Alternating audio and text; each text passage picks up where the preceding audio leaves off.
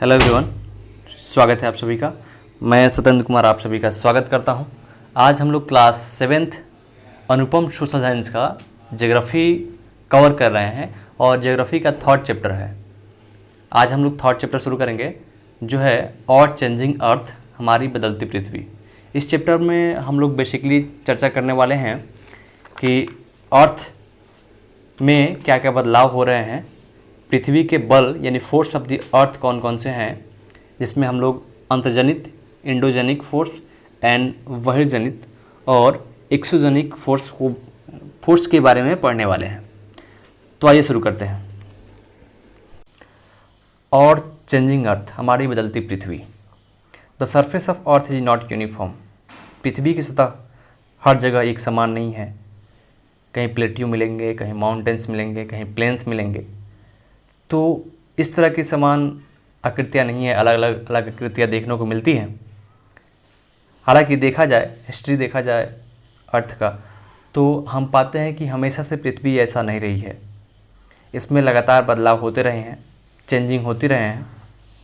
और earth is dynamic in nature. पृथ्वी का जो नेचर है वो डायनेमिक है, परिवर्तनशील है और लगातार परिवर्तन करता रहता है। Scientists believe that millions of ago, all the continents were joined together to form a supercontinent called the Pangaea. वैज्ञानिकों का मानना है कि सभी महाद्वीप एक अति विशाल भूखंड के रूप में आपस में जुड़े थे, जिसको पेंजिया कहा जाता है। पृथ्वी के आंतरिक बल के कारण, due to internal force of the earth, super continent drifted from each other.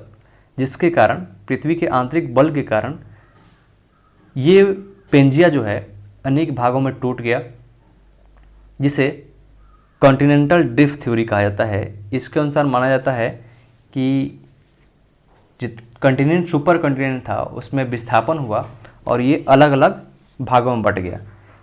तो इस थ्योरी को प्रतिपादित किया था अल्फ्रेड वेगनर ने, जो जर्मनी के मेट्रोलॉजिस्ट। इन्होंने बताया कि कॉन्टिनेंट ड्रिफ्ट हो रहा है, एक दूसरे से दूर जा रहा है, टूट रहा है।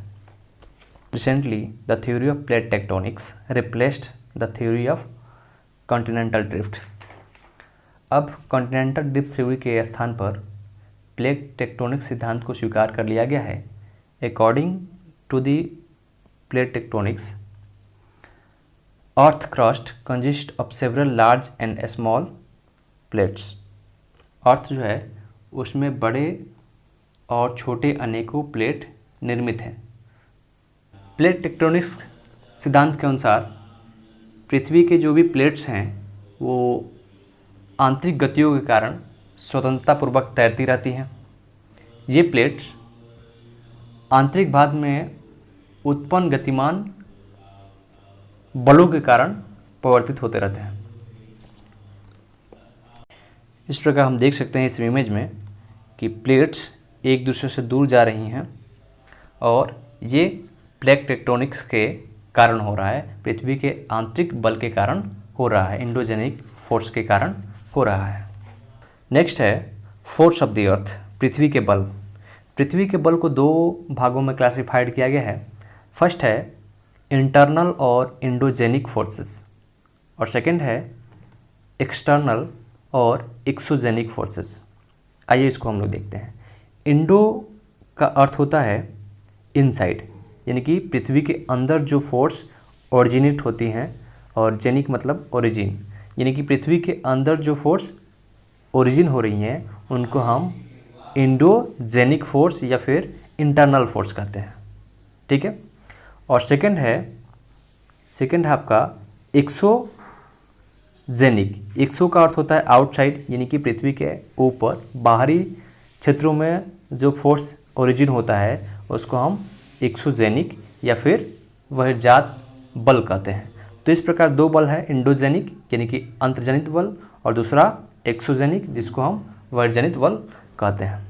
फोर्स ऑफ द अर्थ, पृथ्वी के बल को हम और डिटेल्स में देखें तो अभी हमने देखा कि अर्थ मूवमेंट को दो पार्ट्स में डिवाइड किया गया है।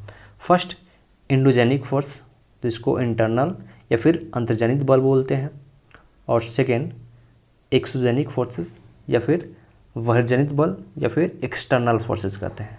एंडोजेनिक फोर्सेस को हम डिफाइन करना चाहें तो लिख सकते हैं the forces generate in the interior of the earth are called internal और एंडोजेनिक फोर्सेस। जो पृथ्वी के आंतरिक भागों में उत्पन्न होता है बल, उसको हम इंटरनल और एंडोजेनिक फोर्सेस कहते हैं। और एक्सोजेनिक को डिफाइन करना है तो लिख सकते हैं the forces operating on the earth surface are called external और एंडोजेनिक फोर्सेस। जो बल पृथ्वी के बाहरी भागों में लगते हैं उनको हम एक्सोजेनिक फोर्सेस कहते हैं या फिर बहिर्जनित बल कहते हैं। यहाँ पर देखेंगे एंडोजेनिक फोर्सेस के दो पार्ट्स होते हैं। एंडोजेनिक फोर्सेस के टू पार्ट्स हैं, एक है सडन फोर्सेस यानी कि आकस्मिक अंतर्जनित बल, और दूसरा डायस्ट्रोफिक फोर्सेस जिसको हम स्लो एंडोजेनिक फोर्सेस भी कहते हैं, यानी कि धीमी अंतर्जनित बल भी कहते हैं। सडन फोर्सेस के अंतर्गत आते हैं अर्थक्वेक जिसको हम भूकंप कहते हैं, वोल्केनो ज्वालामुखी, और लैंडस्लाइड्स यानी भूमि का जो स्खलन होता है, लैंडस्लाइड्स होते हैं, तो ये सडन फोर्सेस के अंतर्गत आते हैं। डायस्ट्रोफिक फोर्सेस या फिर स्लो एंडोजेनिक फोर्सेस के अंतर्गत आते हैं विल्डिंग माउंटेन्स, जो पर्वतों का पठारों का निर्माण होता है, इसके अंतर्गत आते हैं, यानी कि स्लो आंतर्जनिक बल के कारण उत्पन्न होते हैं पर्वत पठार। तो इस प्रकार एंडोजेनिक फोर्सेस के ये दो पार्ट्स में इनको डिवाइड किया गया है। एक्सोजेनिक फोर्सेस के अंतर्गत बात करें तो इसके अंतर्गत आते हैं इरोजनल एंड डिपोजिशनल कार्य, यानी कि अपर्दन और अपक्षय की जो कार्य होते हैं, निक्षेपण के जो कार्य होते हैं, ये एक्सोजेनिक यानी कि पृथ्वी के बहिर्जनित बल के अंतर्गत आते हैं।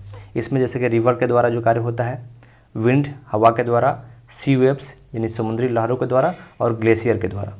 तो इन सभी के द्वारा जो परिवर्तन आते हैं, जो बल लगते हैं, उसको हम इरोजनल एंड डिपोजिशनल कार्य कहते हैं, और ये एक्सोजेनिक फोर्स के अंतर्गत आता है। तो इस प्रकार हमने देखा कि अर्थ जो लगातार चेंजिंग कर रही है, अर्थ में जो लगातार चेंजिंग हो रही है, इसके पीछे कई प्रकार के बल कार्य करते हैं, कई प्रकार के फोर्स कार्य करते हैं, जिसमें हम दो भागों में देखा, एंडोजेनिक फोर्स और एक्सोजेनिक फोर्स। तो आज की वीडियो में इतना ही, मिलते हैं नेक्स्ट वीडियो में नेक्स्ट टॉपिक के साथ।